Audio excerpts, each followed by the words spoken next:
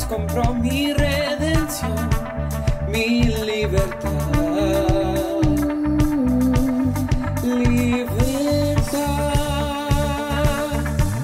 Rompió mis cadenas, me dio vida nueva y al fondo del mar echó mi maldad, lavó mis pecados y me ha perdonado. Solo en el nombre de Jesús hay libertad.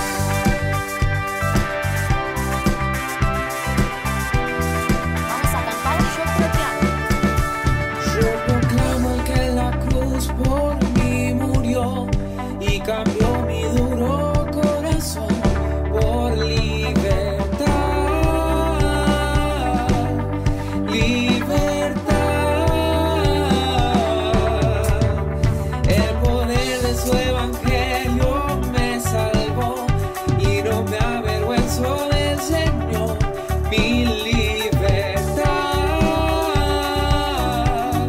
libertad.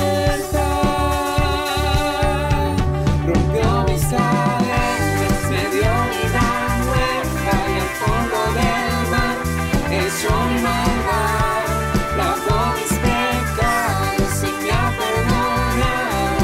Solo en el nombre de Jesús.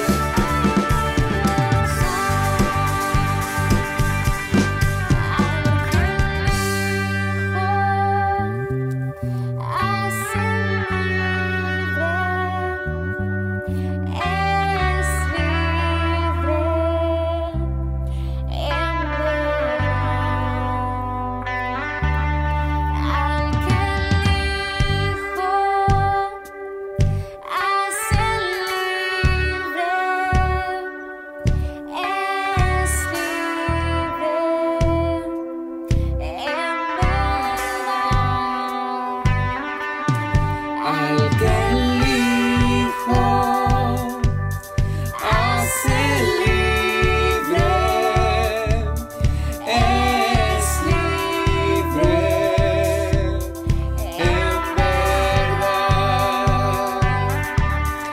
Al que el Hijo hace libre, es libre en verdad. Rompió mis cadenas, me dio vida nueva y al fondo del mar Echó mi maldad, lavó mis pecados y me ha perdonado. Solo en el nombre de Jesús. Rompió mis cadenas, me dio vida nueva y al fondo del mar echó mi maldad, lavó mis pecados y me ha perdonado. Solo en el nombre de Jesús hay libertad.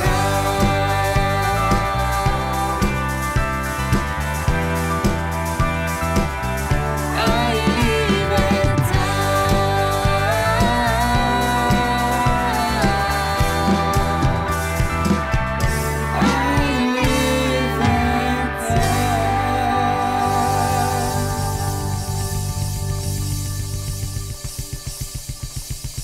Y ahora vamos a continuar cantando esta canción que también la conocemos, que se llama Glorioso Día. Así que canta bien, bien fuerte.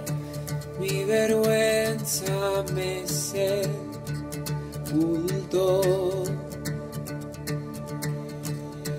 Yo buscaba un Salvador, mas tu perdón me liberó. Muerte estaba en mi interior,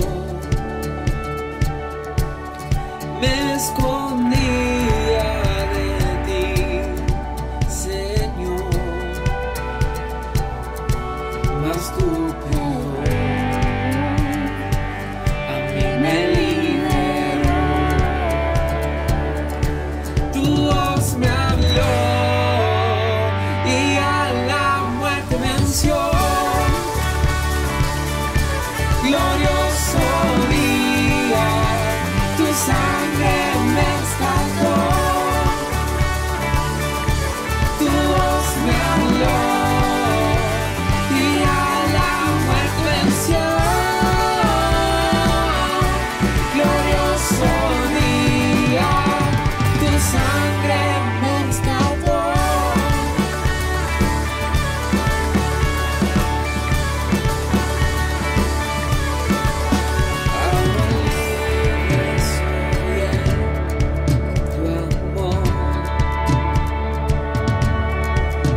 Es tu gracia la que me salvó, mas tu perdón a mí me liberó. Tu voz me habló y a la muerte venció. Glorioso día, tu sangre me rescató, tu voz me habló y a la muerte venció. Glorioso día, tu sangre me rescató.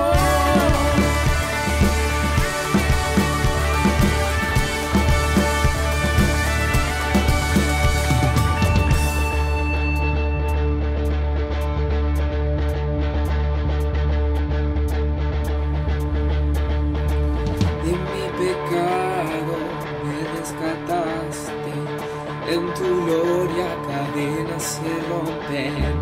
Vivía solo y sin consuelo, ahora soy un ciudadano del cielo.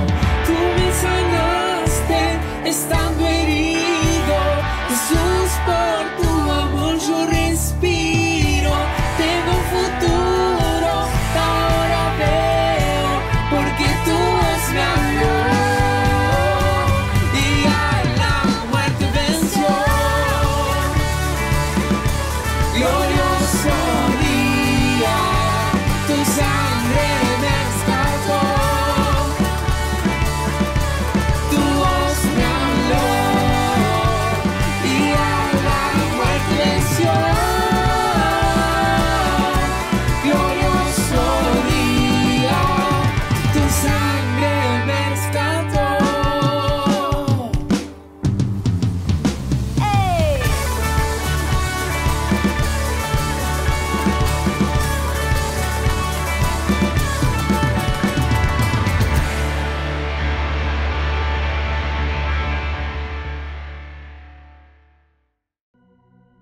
Y ahora, iglesia, te invito a que sigas ahí junto con tu familia buscando la presencia de Dios, adorándolo y exaltándolo. Vamos a cantar una canción que se llama Ya no soy esclavo del temor.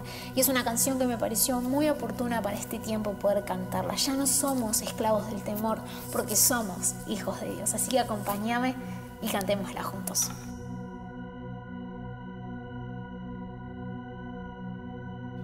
Me envuelves hoy con una canción, melodía de tu amor. Cantas libertad en mi adversidad hasta que huya el temor. Ya no soy esclavo del temor, yo soy hijo de Dios. Ya no soy esclavo del temor, yo soy hijo de Dios. Oh, oh, oh. Desde el vientre fui escogido en ti, me llamó el amor. De nuevo nací, recibido en ti, tu sangre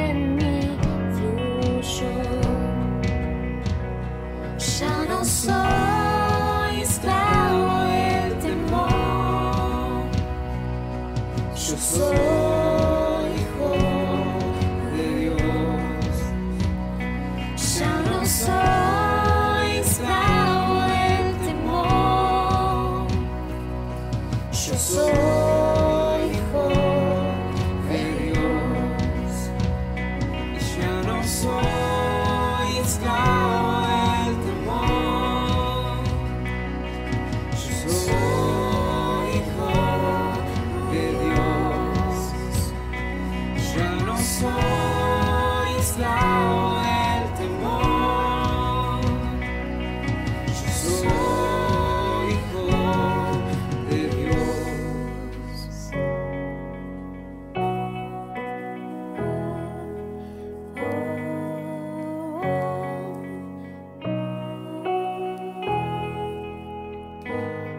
Estoy rodeado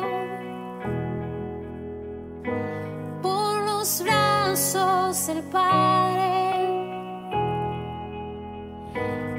Estoy rodeado por canciones de libertad. Fuimos liberados de ataduras. Somos los hijos y las hijas y cantaremos libres.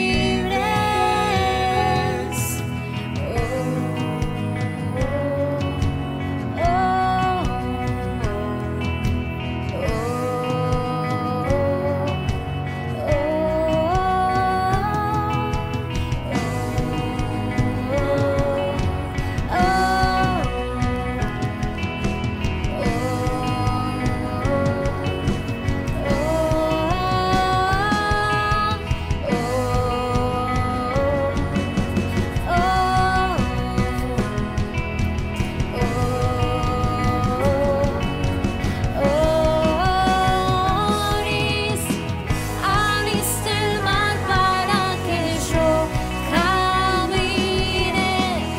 Tu amor ahogó todo el temor.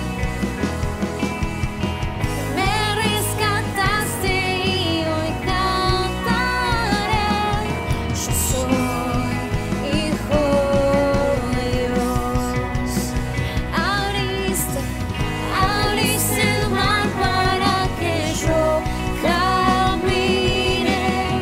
Tu amor ahogó todo el temor. Me rescataste y hoy cantaré. Yo soy hijo de Dios. No se inquieten por nada, más bien en toda ocasión, con oración y ruego, presenten sus peticiones a Dios y denle gracias. Y la paz de Dios, que sobrepasa todo entendimiento, cuidará sus corazones. Depositemos en este tiempo toda nuestra confianza en Jesús. Orá ahí con tu familia. Señor, ya no queremos ser esclavos de la ansiedad ni del temor. Queremos tu paz.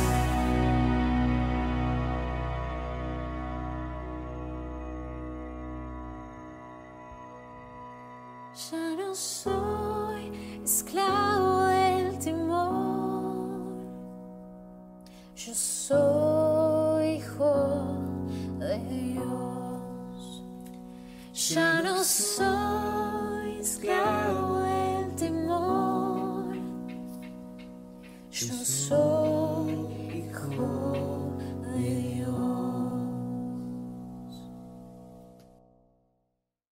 Buenos días, hermanos, ¿cómo están? Dios les bendiga. Siempre es lindo saludarlos y saber que están ahí del otro lado de la pantalla y viendo, ya sea en su celular, en su computadora, en su televisor, pudiendo ver esta prédica y pudiéndonos conectar de esta manera. Gracias por su participación y gracias por continuar teniendo comunión en la iglesia, aunque no podamos congregarnos en el templo. Esta semana hemos comenzado, gracias al Señor, los grupos pequeños virtuales. Algunos ya están en marcha, algunos ya han iniciado, otros comenzarán, si Dios lo permite, en esta semana que entra, en esta semana que comienza. Así que ya estamos en marcha para poner en práctica lo que hemos diseñado, lo que Dios ha puesto en nuestro corazón en estos días. Así que, como te dije la semana pasada, prepárate si todavía nadie te llamó. Esta semana alguien te va a llamar. En vista de todo esto que está ocurriendo, en esta semana he estado pensando acerca de los meses previos que ocurría la cuarentena. En meses previos a que ocurriera la cuarentena comenzamos a sentir dentro de la congregación que algo espiritualmente difícil, algo espiritualmente diferente se estaba acercando. Sentíamos que en los aires estaban enrarecidos, por llamarlo de alguna manera, y en nuestro espíritu sentíamos que algo nos incomodaba. Así que usted sabe, si es miembro de nuestra congregación, que hace algunas semanas, algunos meses atrás, antes de que comenzara la cuarentena, comenzamos a hacer ayuno, comenzamos a hacer oración, comenzamos a reunirnos los miércoles a las 5:30 de la mañana a poder orar en el templo, comenzamos a buscar al Señor de maneras diferentes, a hacer días de ayuno.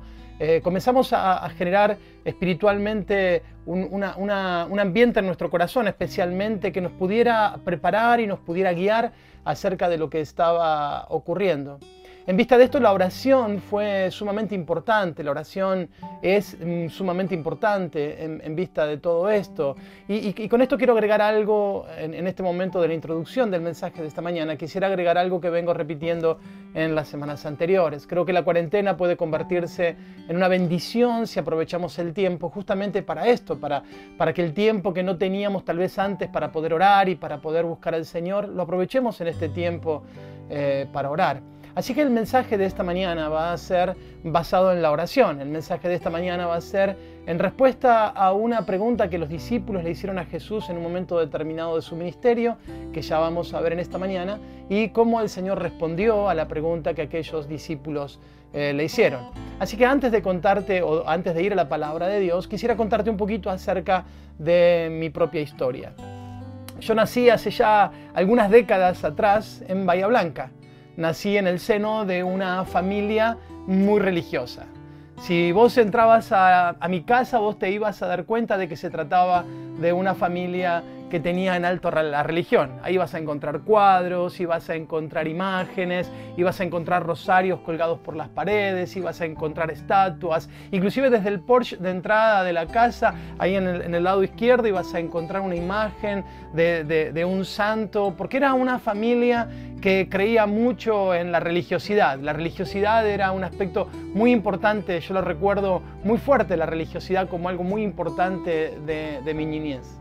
Sin embargo, a pesar de la religiosidad que se vivía en mi casa, era una familia que vivía lejos de Dios. Era una familia que aún a pesar de conocer la religión, no conocía al Señor. Y eso no es porque yo después de grande conocía al Señor, no hago el análisis desde ese lugar. Simplemente comparando el comportamiento y la forma en la que vivíamos, podía compararse a la vida de cualquier familia pagana que no conociera al Señor, porque no había los valores y los comportamientos lógicos que debería haber dentro de una familia cristiana, o por lo menos de una familia que conociera al Señor. Así que teníamos mucho de religión, pero teníamos cero de relación con el Señor. Pero algo bueno que ocurrió en ese tiempo, y esto también lo recuerdo desde niño, es que mi mamá, como una mujer religiosa en ese momento, hoy mi mamá conoce al Señor, gracias a Dios, pero en ese momento mi mamá, como buena religiosa, nos enseñaba a rezar.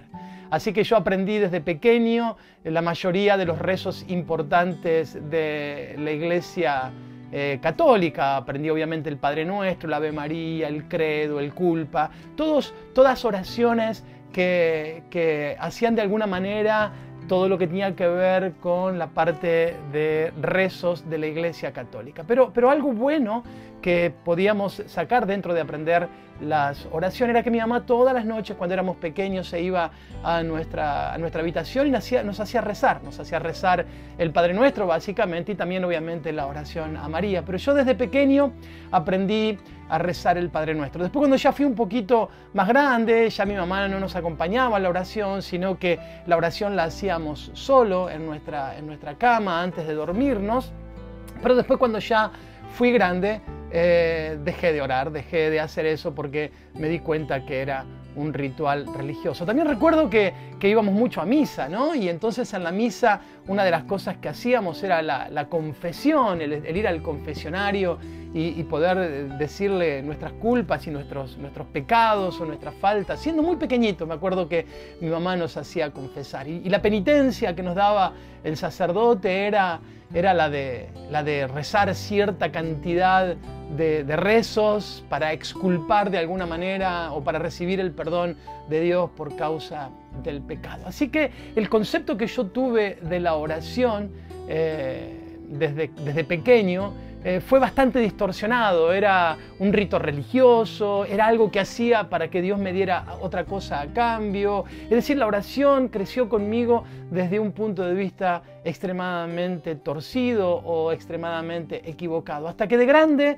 ya de hombre adulto que conocí al Señor, pude darme cuenta de que esa oración que repetía de pequeño tantas veces, esa oración que es tal vez la oración más repetida a lo largo de la historia de la humanidad, esa oración se encontraba en las Escrituras. Que esa oración no había sido una oración creada como tal vez el resto de las oraciones por algún hombre, sino que esa oración había sido dada por Jesús a sus discípulos para que aprendieran a orar. Así que yo quisiera en esta mañana dedicarle un tiempo a esta oración tan importante, la cual conocemos como el Padre Nuestro, para que a partir de ahí podamos sacar algunas enseñanzas para nosotros y para este tiempo, especialmente para este tiempo de cuarentena, y que nos sirva para el resto de nuestra vida. El Padre Nuestro, o la oración del Padre Nuestro, como se conoce regularmente, aparece en 2 libros de la Biblia o en 2 evangelios, y aparecen en 2 contextos totalmente diferentes. Aparecen en Mateo capítulo 6, dentro del contexto del Sermón del Monte o el Sermón de la Montaña, el sermón más largo predicado por Jesús, abarca varios capítulos y donde se cierra un montón de principios para la vida cristiana. Y también aparece en Lucas capítulo 11, donde los discípulos le hacen una pregunta al Señor o le hacen una propuesta al Señor, y el Señor responde a través de enseñar esta oración. Así que independientemente de que los evangelistas, tanto Lucas como Mateo, estén o bien narrando 2 historias diferentes en el sentido de que Jesús enseñó más de una vez el Padre Nuestro, o bien que se trate de la misma historia, nada más que contada desde 2 puntos de vista diferentes, lo cierto es que viendo los 2 evangelios podemos sacar riquísimas enseñanzas para cada una de nuestras vidas. Lo primero que quiere enseñar Jesús a través de la oración del Padre Nuestro es que no son tan importantes ni las palabras ni la cantidad de tiempo que pasemos orando, sino la sinceridad de la oración y el contenido, es decir, el corazón es tan importante como las palabras. La actitud que se tenga frente a la oración son tan importantes como las palabras. En Lucas capítulo 11, la enseñanza del Padre Nuestro aparece en un contexto donde Jesús dice la palabra de Dios que fue a orar, y cuando bajó de orar los discípulos se le acercan y le dicen: Jesús, necesitamos que nos enseñes a orar. Así que 2 cositas que quiero sacar aquí como enseñanzas primarias de este evangelio. La primera de ellas es el observar que los discípulos sabían orar. Ellos, como buenos judíos, habían sido enseñados, al igual que yo, acerca de la oración religiosa. Ellos sabían orar todos los días, oraban 2 o 3 veces por día. Es decir, que los que están preguntando no son ignorantes de la oración, sino que los que están preguntando son personas que sabían de la oración, pero que veían en la oración de Jesús una oración diferente. Eso es lo primero. La segunda enseñanza que podemos sacar de esta pregunta que hacen los discípulos es si podemos aprender a orar. Y la respuesta es obviamente que sí, que no solamente que podemos aprender a orar, sino que debemos aprender a orar. Obviamente que la oración es una charla con Dios, es hablar con Dios, es espontánea, pero también debemos aprender a orar, porque si no, con el correr del tiempo las oraciones se vuelven monótonas y se vuelven regularmente egoístas. Es decir, yo me presento delante del Señor solamente para presentar mis necesidades y mis peticiones, y me olvido de los otros elementos que deben de formar la oración. Es decir, aquí tenemos hombres judíos adiestrados en la oración que le piden a Jesús: Señor, enséñanos a orar. Lucas capítulo 11. En Mateo capítulo 6 el contexto es diferente. Jesús viene dando en el Sermón de la Montaña distintas enseñanzas acerca de distintos aspectos de la vida cristiana, y va a meterse dentro del tema de la oración, diciendo primero lo que no hay que hacer en la oración y después decirnos lo que sí hay que hacer en la oración. Preciosa manera de enseñar acerca de la oración. Yo quiero leerte capítulo 6, versículo del 5 al 13 de Mateo para que podamos ubicarnos en este momento. Dice: y cuando ores, no seas como los hipócritas, porque ellos aman el orar en pie en las sinagogas y en las esquinas de las calles para ser vistos de los hombres. De cierto os digo que ya tienen su recompensa. Mas tú cuando ores, entra a tu aposento y cerrada la puerta, ora a tu Padre que está en lo secreto, y tu Padre que ve en lo secreto te recompensará en público. Y orando, es decir, cuando ores, no uses vanas repeticiones, como los gentiles que piensan que por su palabrería serán oídos. No os hagáis pues semejantes a ellos, porque vuestro Padre sabe de qué cosas tenéis necesidad antes de que le pidáis. Versículo 9, y es donde va a hablar acerca de la oración puntualmente que nosotros deberíamos hacer. Y dice, vosotros pues oraréis así. Y fíjense que no está diciendo vosotros pues van a repetir estas palabras, sino oraréis de esta manera, con esta intencionalidad o con este contenido. Y dicen las palabras siguientes: Padre nuestro que estás en los cielos, santificado sea tu nombre, venga tu reino, hágase tu voluntad como en el cielo, así también en la tierra. El pan nuestro de cada día, dánoslo hoy, perdónanos nuestras deudas como nosotros perdonamos también a nuestros deudores, y no nos metas en tentación, mas líbranos del mal, porque tuyo es el reino y el poder y la gloria por los siglos, por todos los siglos. Amén. Así que Jesús está enseñando en el contexto del libro de Mateo algo mucho más completo que simplemente el contenido de lo que debería ser la oración. Él nos habla de lo que es la oración, pero también de lo que no deberíamos hacer en la oración. El primero es orar para ser visto por los hombres. No deberíamos orar para ser vistos por los hombres. Estos les encantaba pararse en los lugares públicos, ir a la sinagoga, pararse en las esquinas. Había un horario para orar y a ellos les encantaba que el horario de la oración los encontrara en la esquina, levantar sus manos, elevar sus ojos al cielo y ponerse de pie y orar a los gritos. Les encantaba que la gente evaluara la espiritualidad que ellos tenían. Ahora, acá quiero hacer una aclaración. No es que esté mal orar en público. Jesús lo hizo, Daniel lo hizo, muchos hombres de Dios lo hicieron. Lo que dice Jesús es no oren solamente en público y para llamar la atención de lo que los están escuchando.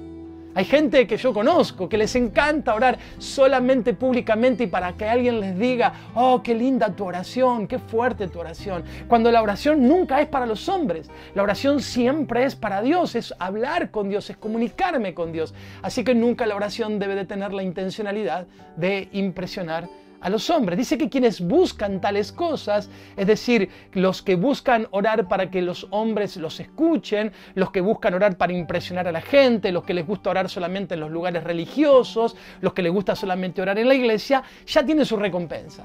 Porque alguien valorará y apreciará su oración, pero Dios no participará de ella. Quien ora solamente públicamente y para la gente, ya recibió su recompensa. Una falsa oración, una oración que supuestamente está dirigida a Dios, pero que en realidad está dirigida a los hombres.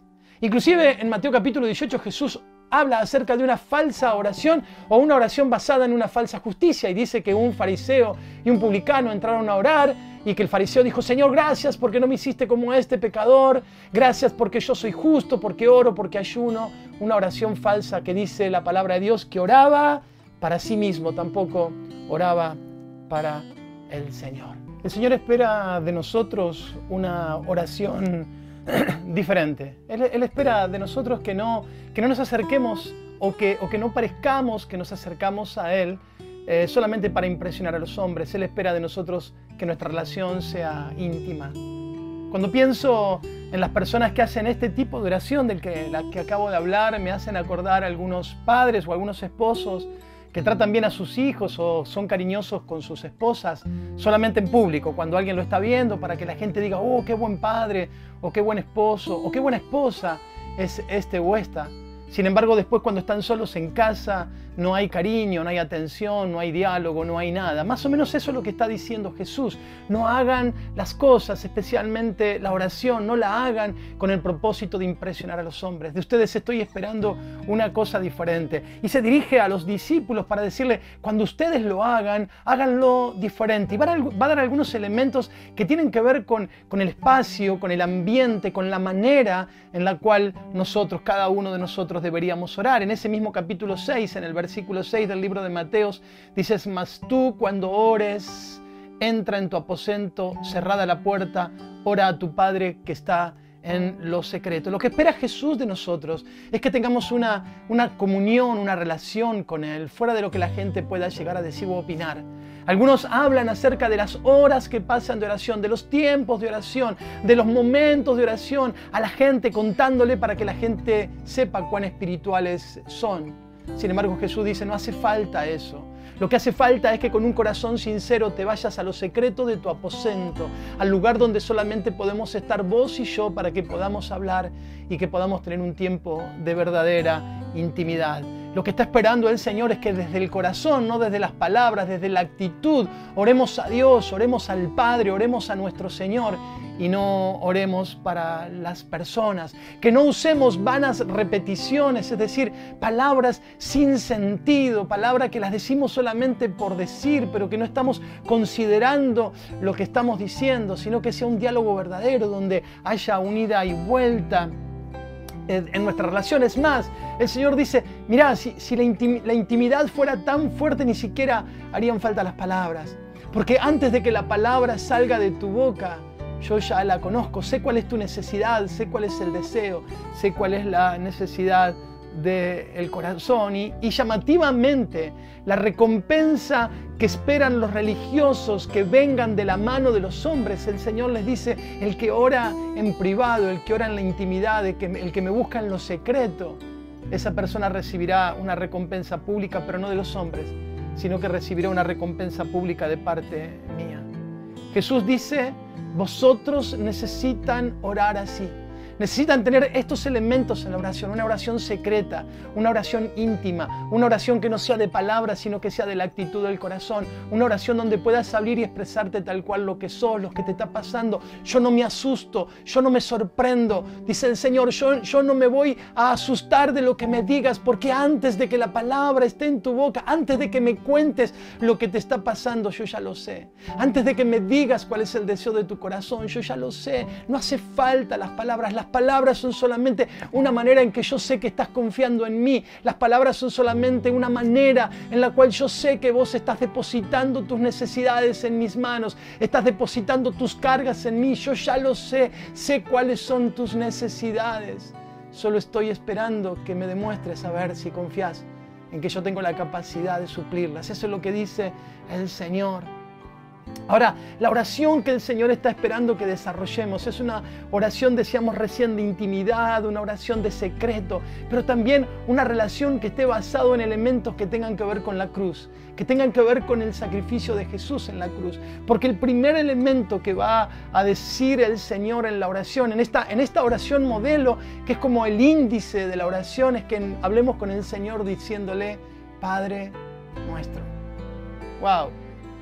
Todo el mundo puede decirle Padre a Dios, pero no todo el mundo es hijo de Dios, o no para todo el mundo Jesús es su Padre, o Dios es su Padre. Todo el mundo puede decirle a Dios Padre. De hecho, la palabra Padre es una palabra muy usada en nuestro tiempo, casi usada desde lo cotidiano, desde lo coloquial. Uno de los comerciantes de acá de mi barrio, cada vez que entro a su negocio, él me dice: hola Padre, ¿cómo está Padre? Y su hijo también: hola Padre. Y él trata a los hombres diciéndole Padre de aquí, Padre de allá. Quiere decir que, ahora, yo no soy su papá. De hecho, creo que es mayor que yo. Así que yo no soy su papá. Sin embargo, lo usa de esa manera. Hay gente que usa la palabra Padre para con Dios sin necesidad de preocuparse si es hijo. Hay personas que llaman a Dios Padre sin preocuparse si son hijos. Ahora, quiero que escuches esto. Yo soy papá.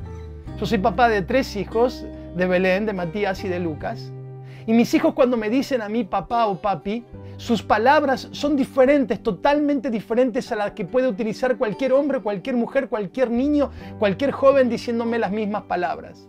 Si yo escucho a alguien diciéndome Padre y no reconozco la voz de quien me lo dice, para mí va a ser una palabra o una frase o un llamado de atención cualquiera. Sin embargo, si yo escucho la voz de mis hijos diciéndome papá, yo presto suprema atención, porque quien me está llamando y quien está llamando mi atención es uno de mis hijos. Yo puedo reconocer las voces de mis hijos entre multitudes. Yo sé cuando mis hijos me hablan. Yo sé cuando mis hijos me dicen papá, porque son mis hijos. Yo reconozco sus voces. Puedo escuchar la palabra papá en medio de una multitud, pero si esa palabra papá no está acompañada por la voz de uno de mis hijos, no tiene sentido. Pero cuando la palabra papá, la palabra papi, va acompañada por la voz de uno de mis hijos, yo inmediatamente presto atención porque uno de mis hijos me está hablando. Imagínense con Dios. A Dios puede llamarle cualquiera papá. Y Dios escucha la voz de cientos de miles de personas que pueden decir el Padre Nuestro. Pero cuando un hijo suyo dice, Padre mío, Padre nuestro, papá, o como dice el apóstol Pablo en el libro de Gálatas, Abba Padre o papito, el oído del Señor se inclina para escuchar la voz de su Hijo, porque no es cualquiera el que está invocando su nombre, sino que es un hijo suyo. Así que lo primero que deberíamos asegurarnos en la oración, que nos acercamos a Dios bajo este principio de relación filial, que nosotros hemos sido lavados por la sangre de Cristo, hemos creído, y como dice el Evangelio de Juan en el capítulo 1, versículo 12, a todos los que le recibieron, a los que creen en su nombre, les dio el derecho de ser hechos hijos de Dios. Quiere decir que nosotros no éramos hijos y que un día nos hicimos hijos, que no éramos hijos ni por nacimiento, ni por religión, ni por nada. Un día creímos y aceptamos a Jesús y eso nos permitió el derecho de que Dios nos haga sus hijos. Así que la oración del Padre Nuestro no es lo mismo en la boca de uno que de otro. Yo cuando era pequeño la repetía sin tener conciencia de lo que estaba diciendo. Pero cuando el Padre Nuestro está en boca de un hijo de Dios, Dios inclina su oído para escuchar a su Hijo. Padre Nuestro que estás en los cielos, en la boca de un hijo de Dios se convierten en una palabra poderosa.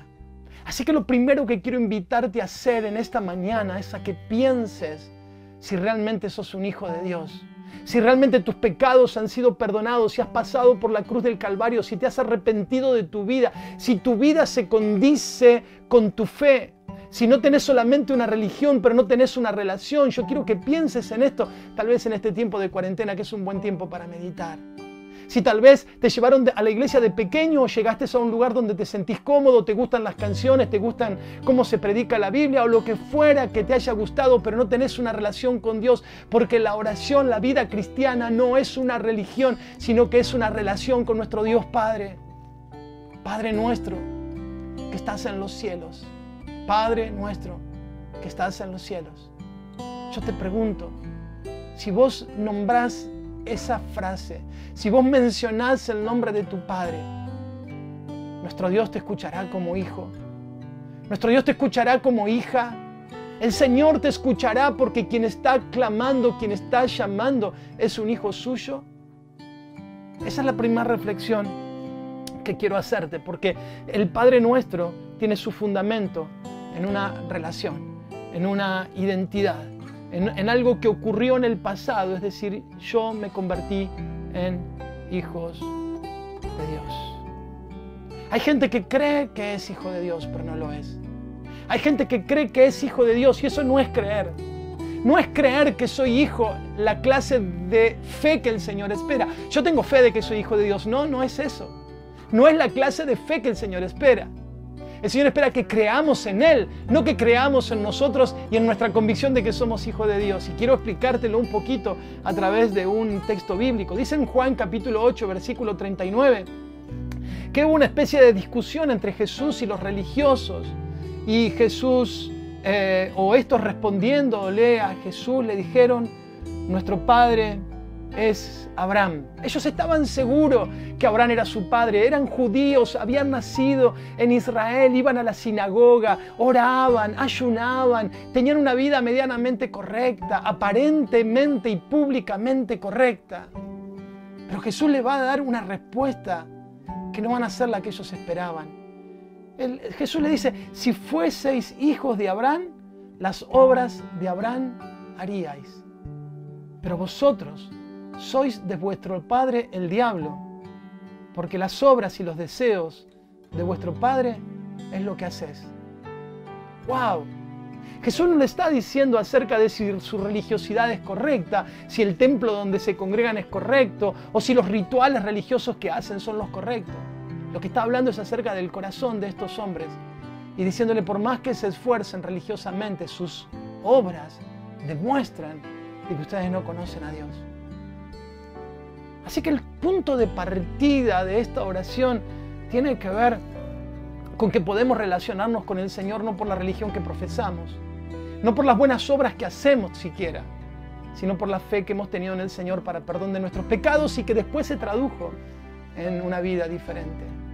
Es decir, que no hay otra manera de entrar a la presencia de Dios que no sea a través de la sangre de Jesucristo, que no sea a través del sacrificio de la cruz, que no sea a través de que nosotros realmente hemos sido perdonados, hemos nacido de nuevo y nos hemos convertido en hijos de Dios. Dice en el libro de Hebreos capítulo 10, así que hermanos, teniendo libertad para entrar en el lugar santísimo por la sangre de Jesucristo, por la sangre de Jesucristo, por el camino nuevo y vivo que Él nos abrió a través del velo, esto es, de su carne, y teniendo un gran sacerdote sobre la casa de Dios, acerquémonos pues, ahora acerquémonos, después de que hemos sido lavados por la sangre del Señor, acerquémonos con corazón sincero, en plena certidumbre de fe, purificados los corazones de mala conciencia y lavados los cuerpos con agua pura. Así que la primera aplicación que quiero hacer de este mensaje es, si no somos hijos de Dios, no podemos llamar a Dios Padre. Pero si somos hijos de Dios, por derecho filial, podemos llamar al Señor Papá y Él nos va a escuchar en todas nuestras necesidades. Voy a ir rápido en la segunda parte de este mensaje porque ya nos quedan pocos minutos. Lo segundo que va a decir el Señor es, Padre nuestro que estás en los cielos, santificado sea tu nombre. Es decir, tu nombre, Señor, mi esfuerzo a través de la vida va a hacer que tu nombre sea santificado. Usar tu nombre para que otros puedan conocerte. Usar tu nombre en santidad, no usar tu nombre en vano. Quiero decirte algo, mi hermano, que hace mucho tiempo vengo pensando y vengo preocupado. Nunca uses el nombre del Señor en vano. Nunca uses el nombre del Señor para hacer chistes. Nunca uses el nombre del Señor para hacer humoradas. Nunca uses el nombre del Señor para hacer reír a otros. Santificado sea tu nombre. El nombre del Señor encierra todo lo que Él es. Encierra su esencia, sus atributos, su valor, su amor. Él es su nombre y su nombre es Él. Yo soy el que soy. El autosuficiente le fue dicho a Moisés. Su nombre encierra toda su esencia. Santificado, protegido, valorado, amado sea tu nombre. El nombre del Señor revela lo que Él es, lo que Él hace. Honra su nombre cada vez que lo santificamos. Así que la segunda aplicación de este Padre Nuestro es que el Señor espera que nosotros santifiquemos su nombre al confesarlo. Que nosotros, por medio de nuestros labios, confesemos su nombre en santidad. Lo tercero que va a decir es, venga tu reino. Señor, venga tu reino. Todo tu reino venga sobre nosotros. Cualquier reino en cualquier lugar de la tierra tiene por lo menos dos elementos. Tiene territorio y tiene un soberano. Bueno, este reino es diferente, este no es un reino territorial, este es un reino espiritual, así que no tiene territorialmente límites, es ilimitado espiritualmente, pero sí tiene un soberano. Y este soberano es el Rey de Reyes y el Señor de Señores. Él es el Rey de esta tierra. Así que cuando dice, venga tu reino, Señor, que tu reino crezca en esta tierra, que tu reino se desarrolle en esta tierra, que tu reino se expanda en esta tierra, que tu poder y tu señorío se expanda en esta tierra. Expandir el reino de los cielos, decir, venga tu reino, significa, Señor, mi deseo es que tu reino crezca en esta tierra. ¿Y cómo crece el reino de los cielos? Bueno, el reino de los cielos crece de maneras muy prácticas, según lo que dice el mismo Evangelio de Lucas.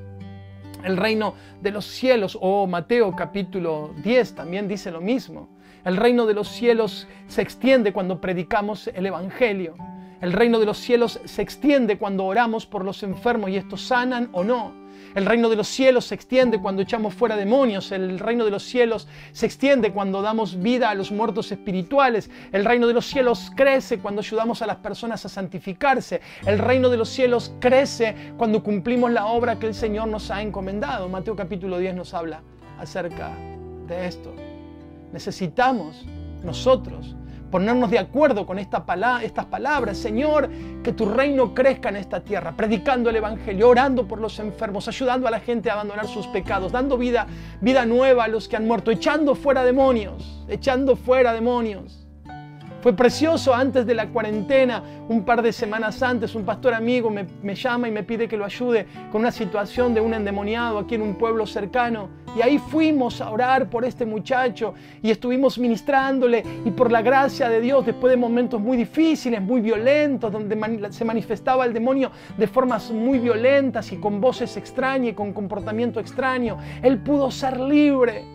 Y hoy él, su familia están acercándose al Señor. Esto es, venga tu reino, venga tu reino. Señor, usa mi vida para que tu reino se extienda en esta tierra. Muchas cosas en este tiempo quieren dominar nuestras vidas. El temor, la incertidumbre, la desconfianza acerca del futuro. Pero Dios, siendo soberano y siendo nuestro Rey, debe de brindarnos seguridad. Por eso la oración es maravillosa en lo que trae a nuestro corazón, trae paz. Porque si Dios reina, si el Señor reina, aún en medio de esta pandemia, el Señor sigue reinando y yo soy parte de su reino. Mi corazón se llena de paz.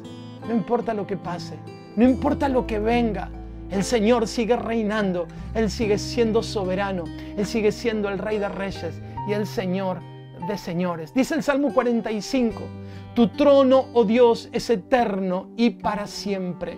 Cetro de justicia es el cetro de tu reino. El Salmo 145 dice, tu reino es reino de todos los siglos y tu señorío en todas las generaciones. Dice Apocalipsis capítulo 17 que el Señor derrotará a todos sus enemigos porque Él es el Señor de todos los señores y el Rey de todos los reyes. Y los que Él ha llamado son elegidos y los fieles y vencedores que también estarán con Él. Así que lo tercero que quiero decir de este Padre Nuestro es que los creyentes debemos desear extender el reino de Dios en la tierra activamente. Y lo cuarto que va a decir conforme a esta relación con el Padre y antes de hacer cualquier petición es, hágase tu voluntad aquí en la tierra como en el cielo. La oración es una bendición para acercarnos al Señor, para conocer su voluntad. Dios no necesita conocer nuestra voluntad porque, como dije anteriormente, Él conoce la palabra antes que nosotros la digamos. Así que no es que Dios necesita conocer nuestro deseo o nuestra voluntad, sino que nosotros necesitamos conocer la voluntad y el deseo de Dios. Necesitamos conocer a Dios para conocer su corazón, su deseo, lo que Él desea para nuestras vidas, lo que Él desea para nuestro mundo. No se trata de yo poder hacer que Dios haga lo que yo quiero, sino de ser capaz a través de la oración de comprender la voluntad de Dios para yo hacer lo que Dios quiere que haga. ¡Qué gran diferencia! Algunos ven en la oración como una especie de omnipotencia para que Dios haga todo aquello que ellos le pidan. Algunos viven en la película de Jim Carrey, Todopoderoso, donde por un instante tienen la fábula o el deseo de ser dioses, donde todo lo que desean, donde todo lo que se imaginan, donde todo lo que quieren, Dios tiene la obligación de hacerlo. Yo quiero imaginarme por un momento lo que sería este mundo si nosotros fuéramos los todopoderosos. Hubiéramos matado más de la mitad del mundo porque nos cae mal, hubiéramos hecho más desastres de los que hay ya de por sí, hubiéramos llenado el mundo de pecado porque nuestro corazón no puede entender la santidad. Necesitamos conocer al Dios Santo para entender lo que es la santidad y lo que es correcto. Así que oramos para conocer su voluntad. Señor, hágase tu voluntad. Quiero conocer tu voluntad para que tu voluntad se ejecute. Oramos para conocer la voluntad de Dios. Oramos para que nos podamos acercar a su voluntad, es decir, no solamente al conocimiento, sino a tener afinidad con su voluntad, entendiendo que su voluntad es lo mejor para nuestra vida.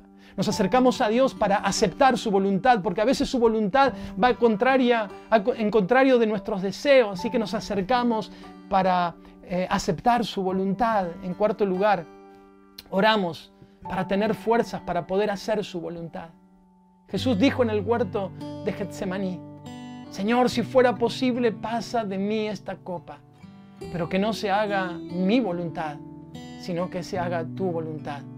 Esa debería ser nuestra oración, Señor, Necesito conocer tu voluntad, aceptar tu voluntad, pero también tener fuerzas y sabiduría para poner tu voluntad en práctica.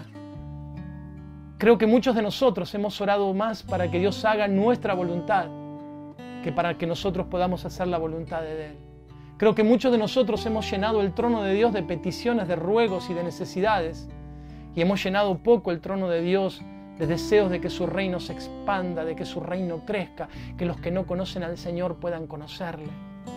Algunos se les ha pegado tanto esto de que la oración es solamente petición, que aun cuando dan gracias por los alimentos, la oración de acción de gracias se convierte en una petición. Señor, bendecí estos alimentos. Señor, dale de comer a los que no tienen. Señor, bendecinos en este día. Todas peticiones, cuando lo único que el Señor está esperando es que le digamos, Señor, gracias por el pan que tenemos en este día. Padre nuestro que estás en los cielos, santificado sea tu nombre. Venga a nosotros tu reino. Hágase tu voluntad aquí en la tierra como se hace en el cielo. Yo quisiera dejar este mensaje en este lugar para que la semana próxima podamos profundizar en las peticiones que contienen el Padre Nuestro y cuáles son las peticiones que el Señor quiere que hagamos.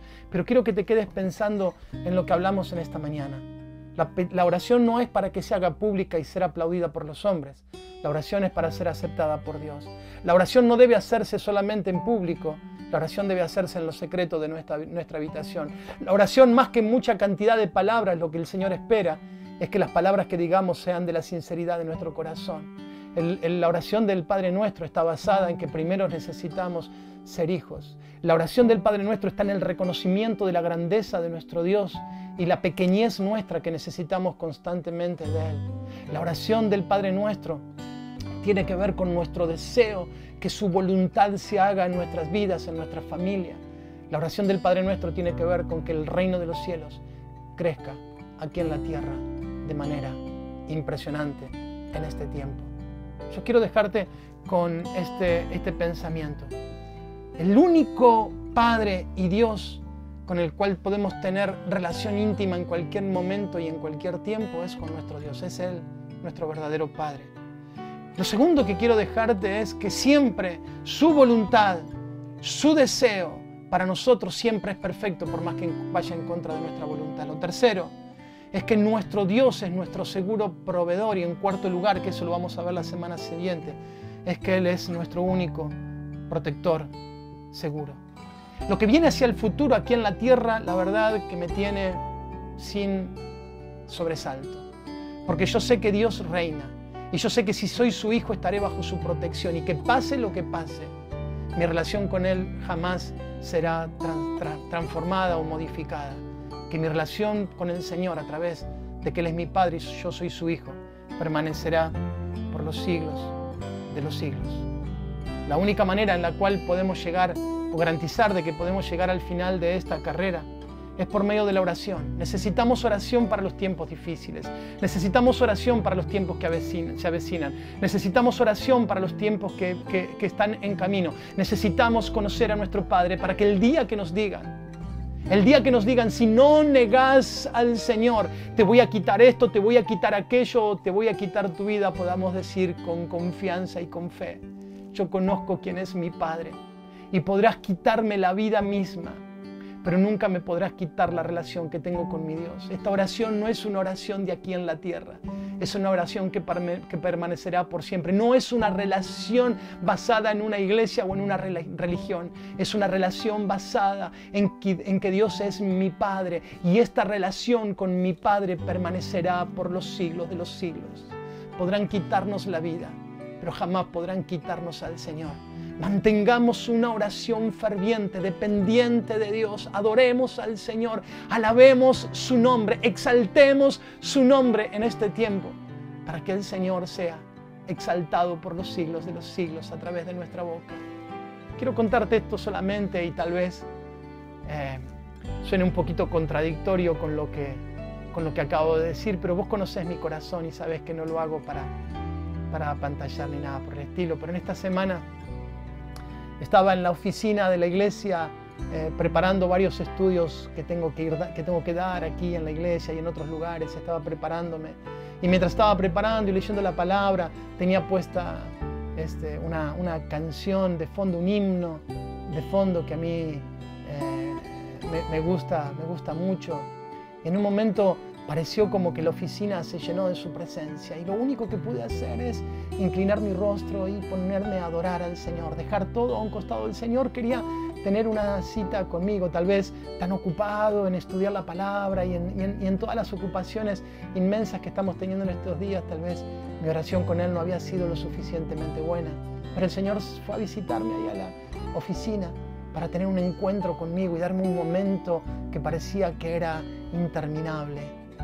Bueno, quiero decirte esto: busca momentos para encontrarte a tu Dios, porque cuando te encuentres con tu Dios, el encuentro con el Señor, la seguridad de quién es nuestro Dios, el amor de Dios manifestado en nuestra vida no se compara con nada.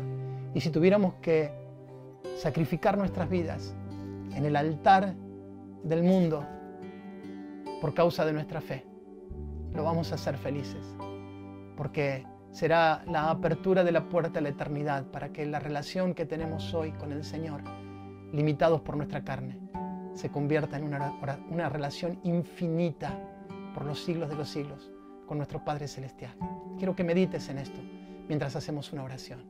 Señor, gracias por nuevamente develarnos cuál es tu deseo para con la oración. Solo querés oraciones simples, no querés oraciones largas y tediosas, querés la oración de un niño que puede hablar con su papá con espontaneidad, pero también reconociendo quién es su padre. En esta mañana, Señor, queremos darte gracias por hacernos tus hijos. Gracias por darnos el privilegio de llamarte papá. Gracias, Señor, por escuchar nuestras oraciones, porque podemos alabarte, porque podemos exaltarte, porque podemos adorarte y porque podemos depender de vos y recurrir a vos en este tiempo. Quiero rogarte, Señor, que en cada uno de los hogares de mis hermanos y aún en mi propia casa, Señor, se conviertan en lugares donde haya altares encendidos, donde en la intimidad cada uno de nosotros podamos encender altares de adoración, donde el fuego de tu presencia, Señor, se haga manifiesto en medio de la oscuridad, donde el mundo pueda ver de que en medio de este caos hay lugares donde hay fuegos encendidos y esas son las casas de tus hijos. Yo ruego por aquellos, Señor, que han abandonado su oración. Ruego por aquellos, Señor, que han sido atrapados por la religiosidad. Oro por aquellos, Señor, que aún a pesar de ir a la iglesia o de pertenecer a una religión, aún no son tus hijos. Oro por ellos, Señor, para que en esta cuarentena puedan acercarse a vos, restaurar el altar, entregar sus vidas a vos y comenzar una vida espiritual totalmente diferente. Gracias, Señor, por cubrirnos, por cuidarnos, por amarnos y por estar presente en nuestras vidas en todo momento. A ti sea toda la gloria, toda la alabanza, toda la adoración en el nombre de Jesús. Amén y amén.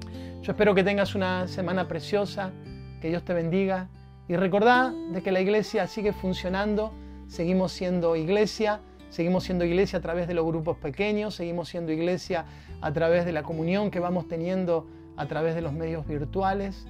Y si en esta semana tenés alguna ofrenda, algo que Dios ha puesto en tus manos para poder darle al Señor, para poder darle a la iglesia, no te olvides de comunicarte con Dieguito, con Priscila, para que ellos puedan orientarte cómo hacerlo y podamos seguir dando a la iglesia del Señor para que la iglesia del Señor siga funcionando y creciendo. Que Dios te bendiga y que esta semana sea una semana fantástica. Dios te bendiga.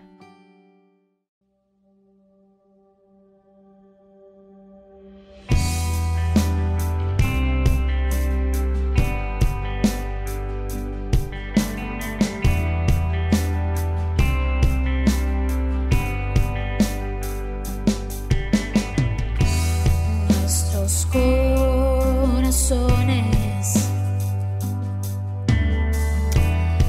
insaciables son hasta que conocen a su Salvador.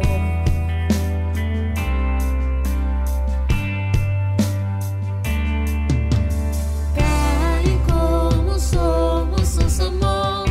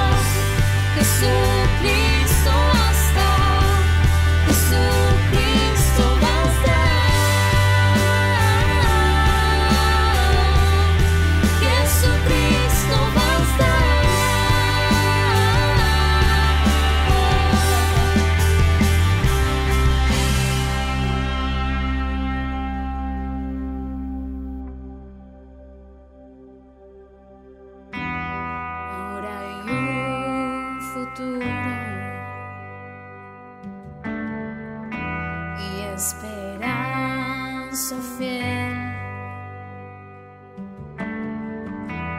En su amor confiamos.